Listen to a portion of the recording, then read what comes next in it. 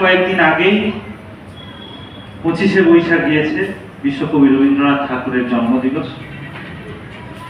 আজকের ঠিক পরের দিন অর্থাৎ আগামীকাল বিদ্রোহী কবি কাজী নজরুল ইসলামের জন্মদিবস। আমার আগে যিনি সঞ্চালনা করছিলেন তিনি বলেছেন যে উন্মেষ সাংস্কৃতিক সংগঠনের পক্ষ থেকে তাদেরকে স্মরণ করে। এইখানে উপস্থিত সমস্ত মানুষদেরকে, বিশেষ করে যারা বাবা মা আছেন বা যারা একটু বড়, তাদের কাছে আমি অনুরোধ জানাবো যে রবীন্দ্র চর্চা, নজরুল চর্চা এবং সমস্ত বড় মানুষদের চর্চা আমাদের তো করা প্রয়োজন। সেটাকে মাথায় রেখে আগামীকাল নজরুল জয়ন্তীটি আপনারা আপনাদের মতো করে পালন করার চেষ্টা করবেন। এই আপনাদের কাছে আবেদন রেখে আমি আমার বক্তব্য শুরু করছি।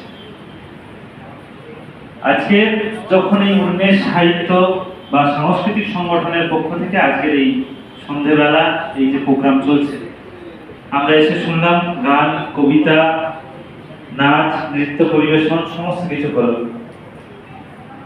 আবার কয়েকদিন আগে উন্মেষের পক্ষ থেকে আমি জানি যে একটি সাংস্কৃতিক প্রতিযোগিতা হয়েছে। সেই প্রতিযোগিতার আজকে পুরস্কার বিতরণী প্রোগ্রাম রয়েছে, যার পুরস্কার নেওয়ার জন্য অনেকে বসে আছে।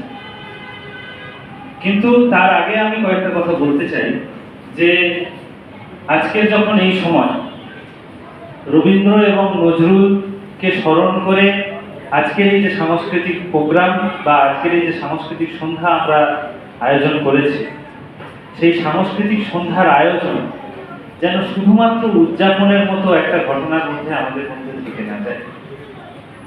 আপনারা জানেন যে সারা পৃথিবী জুড়ে যেভাবে একের পর এক সমস্ত জিনিসের প্রতি মানুষে মানুষে বিদ্বেষ বেড়ে চলেছে। আমরা যখন ছোট ছিলাম, এখানে স্টেজে আমার থেকে অনেক বয়স্ক মানুষরা আছে, তারা যখন ছোট ছিলেন তাদের সময়ে পৃথিবীটা যেরকম ছিল, একটা মানুষ তার পাশের মানুষকে যতটা ভরসা করতে পারত, যতটা বিশ্বাস করতে পারত, এবং নিজেদের চর্চার মধ্যে একটা মানবিকতা, একটা মানুষের পাশে থাকার যে বিষয়টা ছিল, আজকে কিন্তু আমাদের মধ্যে থেকে সেটা বহুমাত্রায় চলে গেছে।